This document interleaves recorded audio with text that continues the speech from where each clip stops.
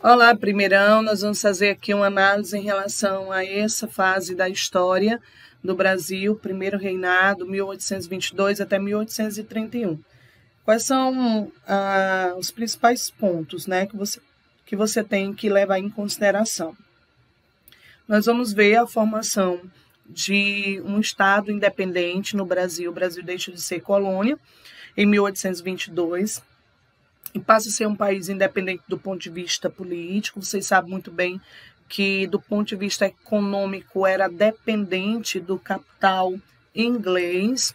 Nós temos, na realidade, um Brasil que ele é marcado pelo latifúndio. Nós temos uma economia baseada no regime de plantation, ou seja, latifúndio, monocultura, agroexportação e escravidão. Mesmo a independência sendo uma independência, né, que dá o grito de liberdade, mas nós vamos ver que a escravidão ela foi mantida, que mesmo com o grito lá às margens do Riacho Ipiranga, ocorreram revoltas internas, ou seja, revoltas contra a independência. Você percebe isso na Bahia, também no Pará, a gente percebe aqui no Piauí também. Nós sabemos que tem a chamada Batalha do Genipapo. Nós temos a província da Cisplatina. A Cisplatina ficou independente com o nome de Uruguai, se separou do Brasil. Nós vamos ver, na realidade, um império onde houve o aumento de impostos e a unidade territorial, gente, ela foi mantida mesmo com essas revoltas, porque conseguiu-se pacificar o Brasil. O Brasil independente precisava que outros países reconhecessem a independência do Brasil. O primeiro país a reconhecer a independência do Brasil foi os Estados Unidos, justamente pautado no princípio, né, da doutrina Monroe, América para os americanos, mas o objetivo dos Estados Unidos era abocanhar, né, parte do mercado consumidor brasileiro. O segundo país a reconhecer a independência do Brasil foi Portugal, mas Portugal exigiu o pagamento de 2 milhões de libras. Essas libras aí, gente, é a moeda inglesa. Então, significa dizer, professora, que o Brasil se tornou independente, mas desde o início com uma dívida externa, sim. 2 milhões pediu dinheiro emprestado para a Inglaterra para pagar aos portugueses, para que os portugueses reconhecessem a independência do Brasil. Ou seja, justamente para quê, professora? É tipo assim, o Brasil era uma empresa de Portugal, Portugal perdeu uma empresa, tem que ser indenizado pela perca da empresa, né? E foi isso que aconteceu, o Brasil pagou 2 milhões de libras e isso, na realidade, fez com que a dívida externa crescesse. Nós temos a Inglaterra emprestou 2 milhões de libras para o Brasil, mas a Inglaterra também exigiu a renovação, gente, dos tratados de 1810. Esses tratados de 1810, eles davam privilégios alfandegários, ou seja, a Inglaterra só pagava 15%, eram os tratados de comércio e navegação. E outra exigência, gente, da Inglaterra foi o quê, professora? Foi o fim do tráfico negreiro. E isso não foi cumprido, certo? Exigiram, mas isso não foi cumprido. Como eu disse para vocês, o Brasil vivia numa dependência econômica, empréstimos, está aqui os 2 milhões de libras, né? E aumento de quê, professora? De impostos. O que nós vamos ver? Nós vamos ver aqui Dom Pedro I, na realidade, convoca a Assembleia para organizar uma Constituição, né? O Brasil era uma monarquia, né, constitucional, ou seja, precisava de um conjunto de leis. Aí essa Constituição ficou conhecida como Constituição da Mandioca. Esse projeto aqui foi frustrado porque o Dom Pedro I não reconheceu esse projeto, dissolveu a Assembleia Constituinte e termina que alguns deputados eles foram presos. Para você ter uma ideia, o voto era censitário por essa Constituição em 150 alqueires de mandioca, Outra coisa, o poder executivo, ele era subordinado ao poder legislativo. Então, significa dizer que o poder legislativo, ele era mais forte do que o poder executivo. Aí, o poder executivo, ele era exercido pelo imperador Dom Pedro I. O Dom Pedro I disse que é isso. Não, esse projeto eu não aceito.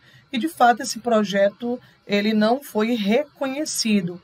Então, houve a criação desse novo projeto, ou seja, a primeira Constituição brasileira, ela foi outorgada, porque essa Assembleia aqui ela foi dissolvida e foi imposta essa Constituição de 1824. Aqui nessa Constituição, o Brasil passava a ser uma monarquia constitucional e hereditária, como eu disse para vocês, o catolicismo como religião oficial, era proibido manifestações religiosas de outras matrizes religiosas publicamente, melhor dizendo. A igreja passava a ser atrelada ao Estado pelo regime de padroado e pelo beneplácito. Nós vamos ver aqui a divisão do Brasil em 4 poderes. O executivo, a professora é de caráter liberal, porque há divisão de poderes, sim, há divisão de poderes, mas aqui o poder moderador, gente, era a mola mestra de todo o período. Ou seja, o poder moderador configurava uma política de caráter absolutista, certo? Então, essa Constituição aqui para o povo, mas quem mandava de fato, quem era? Era o imperador Dom Pedro II. O voto ele aqui, ele é censitário e direto, ou seja, para você ser eleitor, você precisa ter, no mínimo, 100 mil réis. Pouquíssimos votavam. Você tem uma ideia, de cada 30 homens, 14 eram escravos e não podiam votar. Dos 16 livres, 10 não tinham renda para votar. 10 não tinham renda para votar. Então, ficava só 6 que podiam votar. Dos restantes, 5 votantes escolhiam um único eleitor, certo? 5 votantes escolhiam, na realidade, um único eleitor, que votava nos deputados e nos senadores. Por isso que o voto ele era indireto. Aí, durante essa fase, nós temos a chamada Confederação do Equador. A Confederação do Equador aconteceu nessa região, gente, como está aqui especificado. Ceará, Rio Grande do Sul, Rio Grande do Norte, na Paraíba, Pernambuco e Alagoas. As causas foi o autoritarismo, né, de Dom Pedro I, ao dissolver a Assembleia Constituinte que criou aquele projeto de 1820, projeto constitucional de 1823, a imposição da Constituição de 1824 e o poder moderador, a pobreza generalizada da população e aumento dos impostos, né, que foi uma das marcas do Império, né, o chamado Primeiro Reinado. Aí tem aqui as lideranças, o Frei Caneca foi morto. Foi contratados mercenários e navios, né, para combater essa revolta. A repressão foi violenta e, como eu disse, o Frei Caneca foi executado. Gente, chega-se num momento que isso é de 1822 até 1831, viu? Porque em 1831 o Dom Pedro I, o Pedrão, ele renunciou ao Império Brasileiro. E aí o Império entrou em crise. O primeiro reinado ele entra em crise. Professora, quais foram as motivações, né, dessa crise?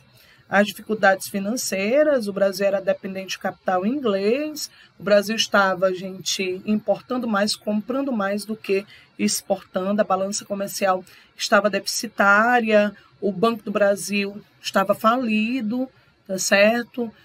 Uma carga tributária muito grande, os empréstimos que foram feitos durante esse período, as despesas militares. O Dom Pedro I ainda queria mais gastos, porque ele termina renunciando ao trono português em favor, na realidade, em favor de sua irmã. Nós temos o autoritarismo de Dom Pedro, como eu já mencionei para vocês, por causa da outorga da Constituição de 1824, por causa do poder moderador, essa questão sucessória, como eu disse, lá do trono português, que ele vai renunciar ao trono, existe um medo de recolonização do Brasil. Aí eu tenho a Guerra da Cisplatina, Cisplatina, na realidade, separa-se do Brasil com o nome de Uruguai. Então, são gastos inúteis com uma guerra sem sentido, porque a Cisplatina eles não tinham nenhuma característica do restante cultural do restante do Brasil, e nós temos o assassinato do Frei Caneca e do jornalista Líbero Badaró. O Líbero Badaró, gente, era um ferrenho opositor de Dom Pedro I. Ele fazia várias denúncias, né, de corrupção. Dom Pedro I ele tinha uma vida muito imoral, ou seja, ele tinha várias amantes, e se falava muito de gastos, né, de corrupção do governo, né, de Dom Pedro I. Então, em popularidade, ele agiu com um autoritarismo em relação à morte do Frei Caneca, e também ele não investigou a morte do jornalista Líbero Badaró, ou seja, ele fez descaso, né? E aí nós vamos ver, como eu já mencionei para vocês, o desregramento moral de Dom Pedro I, e vem a chamada Noite das Garrafadas. O Rio de Janeiro estava preparando lá uma festa, né, que ele estava retornando de Minas Gerais, e para saudar o imperador, aí a população contrária ao imperador começou a jogar garrafas. Nós vamos ver também uma dança de ministérios. Ele primeiro cria o Ministério dos Brasileiros, depois dissolve o Ministério dos Brasileiros, cria o Ministério dos Marqueses, dissolve o Ministério dos Marqueses, cria o Ministério Brasileiro, depois dissolve o Ministério dos Brasileiros. E aí termina que ele viu que não tinha como permanecer no governo, tá certo? Não tinha mais governabilidade, não tinha mais como permanecer como imperador. Ele renunciou em favor do filho dele, que tinha menos de 5 anos de idade, né? 5 anos de idade, era menor de idade, e o Brasil passou a ser governado por regentes. Gente, isso aqui é a pauta, tá certo? Aqui são as principais considerações em relação a esse período que é o chamado Primeiro Reinado. Um forte abraço, queridos alunos, até a próxima.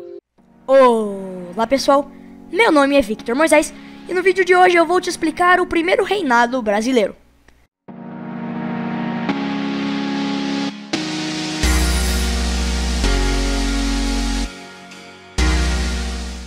Era uma vez, muitos anos atrás, mais precisamente em 1822, um molequinho revoltado que adorava o Brasil, Pedrinho, ou Dom Pedro se preferir, I. Certo dia ele foi até as margens de um rio chamado Ipiranga e gritou: "Independência ou morte!" E foi aí que começou o Primeiro Reinado. A primeira coisa que Pedrinho quis fazer foi dar uma nova Constituição para o Brasil. Para isso ele chamou alguns amiguinhos para decidir como ia ficar essa Constituição. Mas Pedrinho queria mandar em toda a brincadeira, e os amiguinhos não queriam brincar assim. Eles brigaram, mas Pedrinho era maior do que eles, e no fim, todos tiveram que aceitar as suas regras. Por isso dizemos que a Constituição, ou as regras dessa brincadeira, foram outorgadas, ou seja, impostas sem a vontade do povo. Já que Pedrinho queria controlar tudo, ele criou, nesta Constituição, o poder moderador.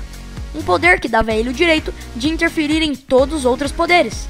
Ou seja, se ele não estava contente com a brincadeira, o poder moderador garantia seu direito de mudá-la, controlando as leis e sua imposição.